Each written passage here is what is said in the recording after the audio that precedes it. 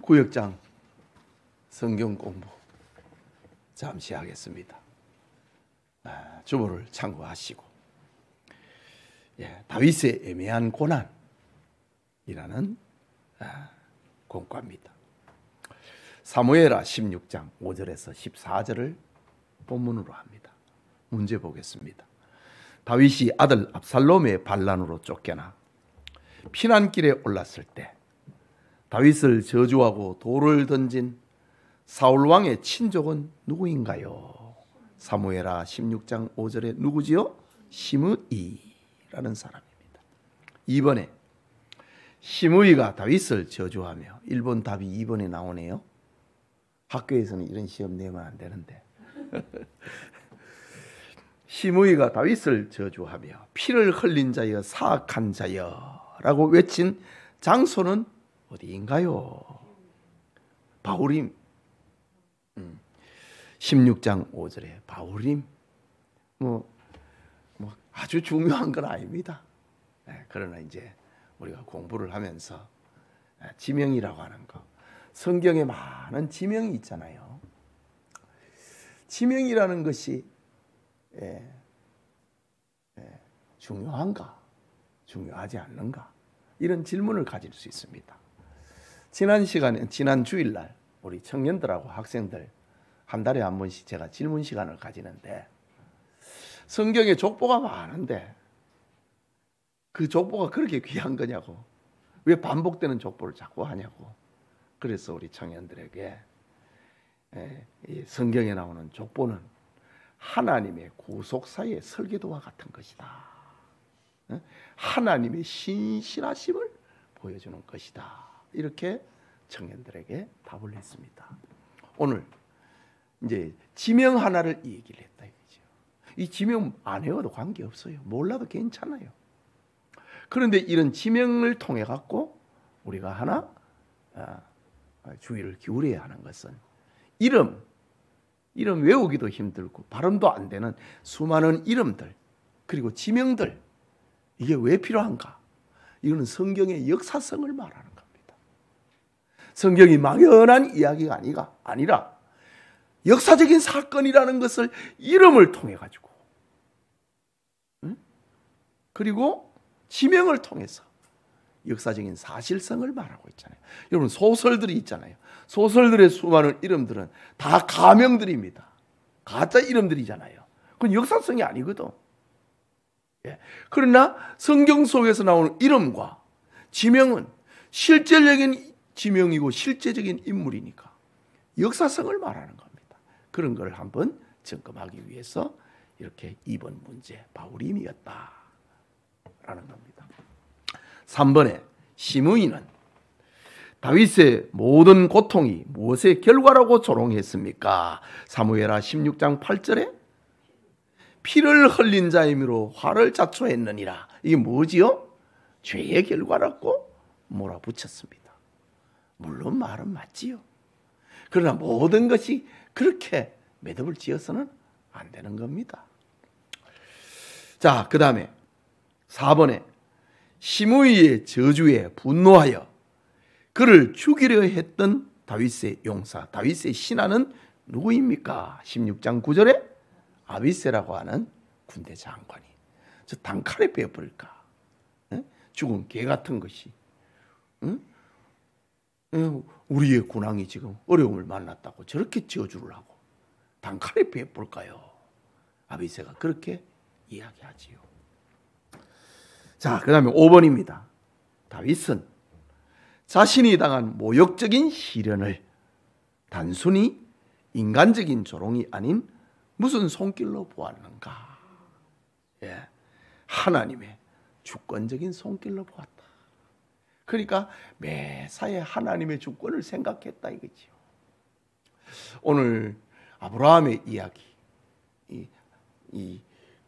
이거는 사례를 통해서 자식을 주겠다. 이거는 하나님의 언약 구속사의 이야기입니다. 구속사의 이야기입니다. 그런데 우리가 살아가면서 구속사가 아니라도 하나님의 주권을 우리가 생각해야 된다. 이거를 이거 보세요. 아브라함에게는 하나님의 구속사는 변할 수 없는 거였습니다. 예, 하나님의 구원 계획은 변할 수 없는 겁니다. 그런데 다윗의 이야기는 변할 수 있는 얘기다고. 그렇잖아요? 그런데 다윗은 어떻게 합니까? 혹시 하나님이 저주하라고 했으면 어쩌겠는가.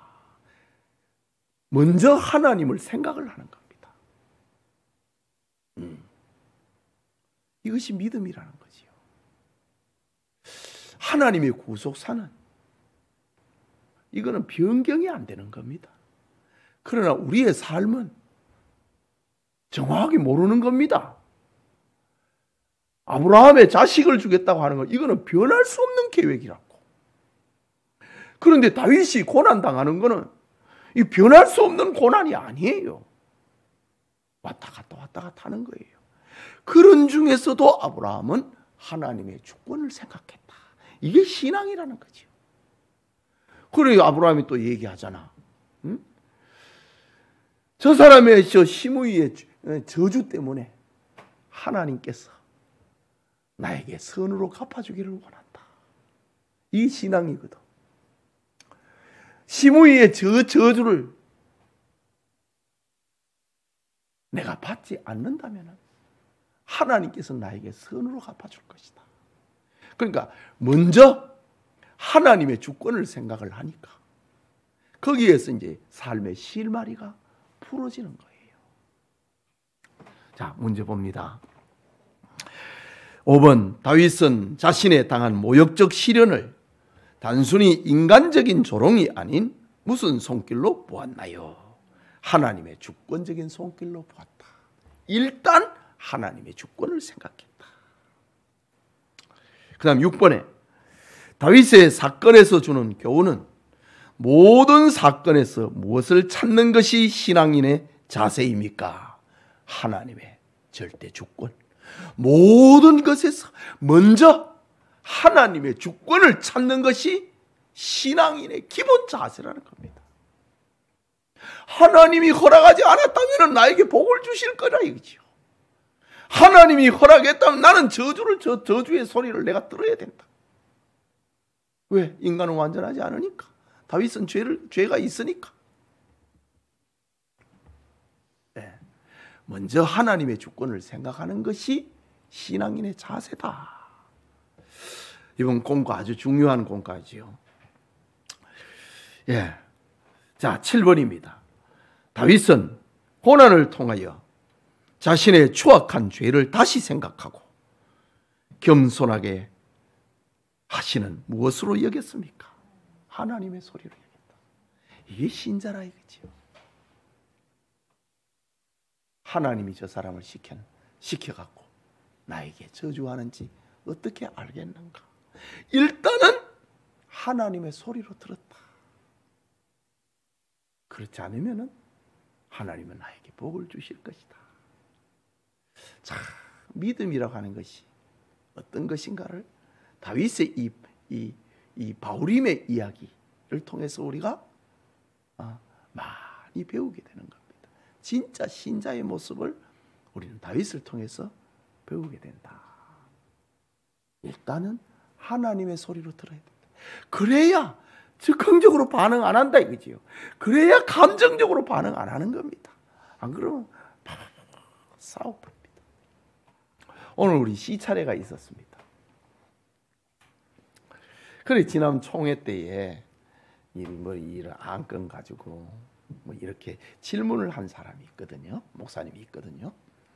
그러니까 이 앞에 앉아있던 서기 위에 앉아있던 목사님이 이제 나이 든 목사님이 그래 질문을 하니까 또 살아온 그게 있으니까 작년에 했던 질문을 또 하는 거예요. 그래 작년에도 젊은 목사님 대답을 해줬는데 이 목사님 또 질문하는 거예요. 그래 내가 오늘 시차를 하면서 어이 목사님 그런데 열내지 마라.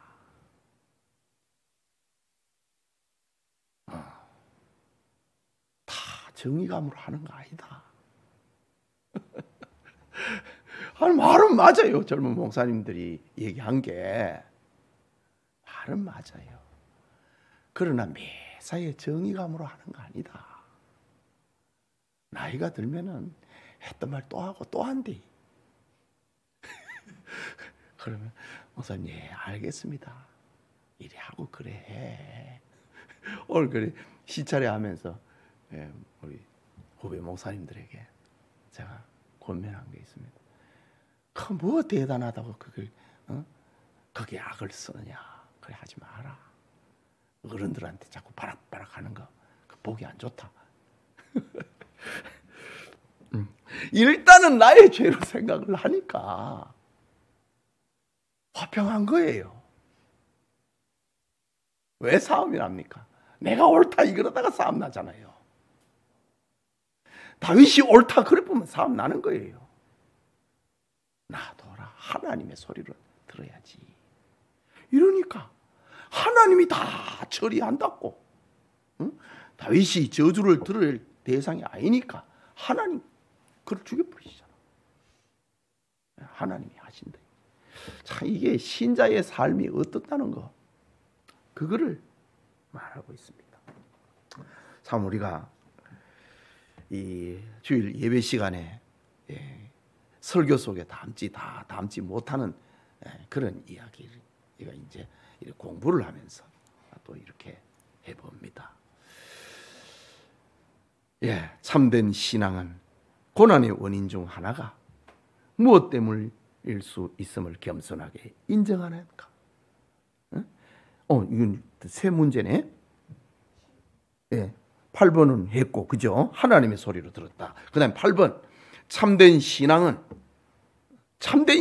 대해서 오늘 공부를 많이 하네요. 참된 신앙은 고난의 원인 중 하나가 무엇 때문일 수 있음을 겸손하게 인정해야 하는가. 나의 죄 때문에.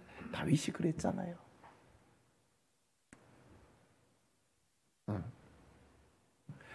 자, 지금 피를 흘린 자요. 시므이가 그렇게 저주를 했잖아요.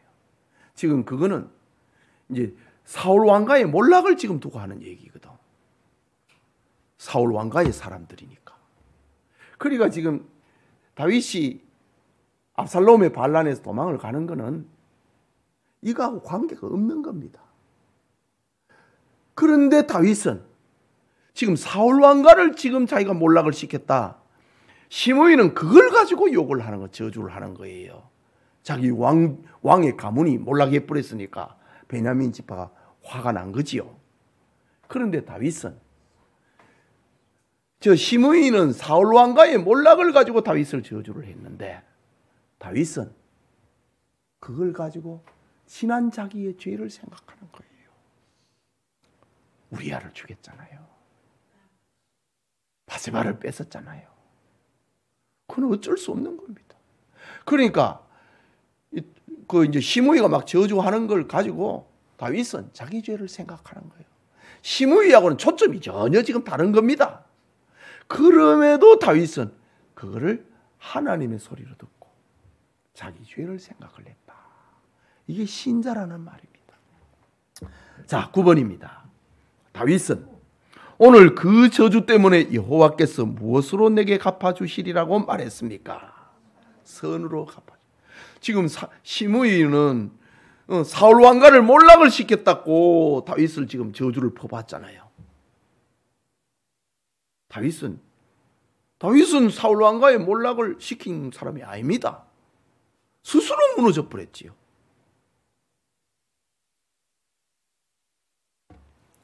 저 블레셋 사람들이 활살을 쏘는데 그게 맞아버렸잖아. 사울이 맞아버렸잖아. 그래 죽었지요.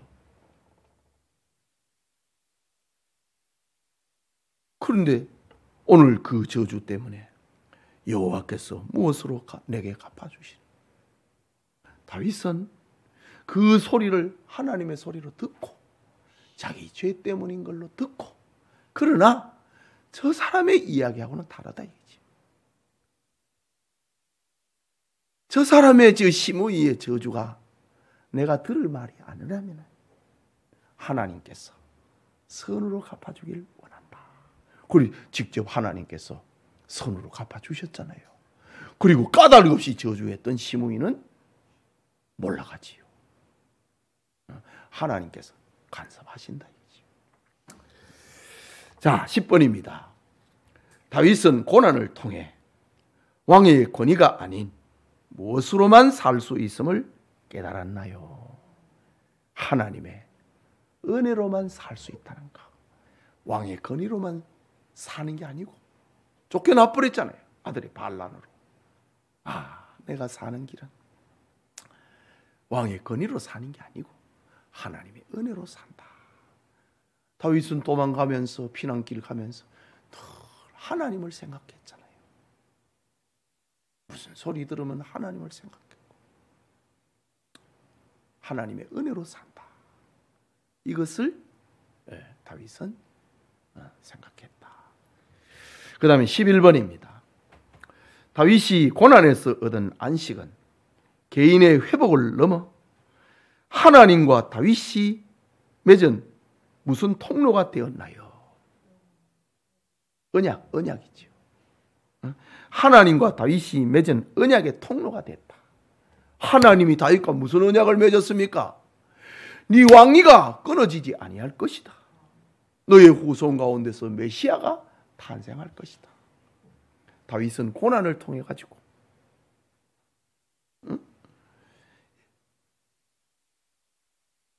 다윗의 회복이라고 하는 그거는 개인의 회복을 넘어서 가지고 하나님의 언약이 이루어져 가는 것, 깨지지 않는다는 것을 그거를 깨달았다 라는 겁니다.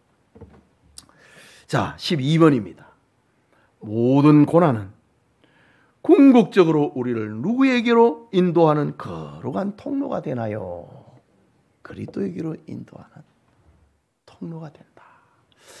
참 그 애매한 고난, 이 설교는 참 좋은 설교입니다.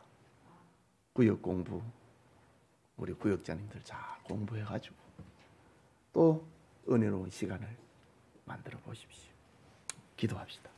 하나님 아버지, 은혜를 감사합니다. 예배 후에 우리 구역장님들이 한자리에 모여서 구역 공부를 했습니다.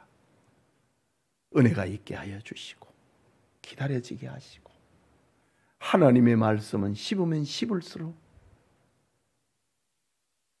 은혜라는 것을 다시 한번 구역 공부를 통해서 체험하게 하여 주옵소서. 기도가 있는 구역, 찬송이 있는 구역, 감사가 있는 구역, 교우들 간의 교제가 있는 구역, 교회를 건강하게 만드는 세포와 같은 구역이 되게 하옵소서. 예수님 이름으로 기도합니다. 아멘.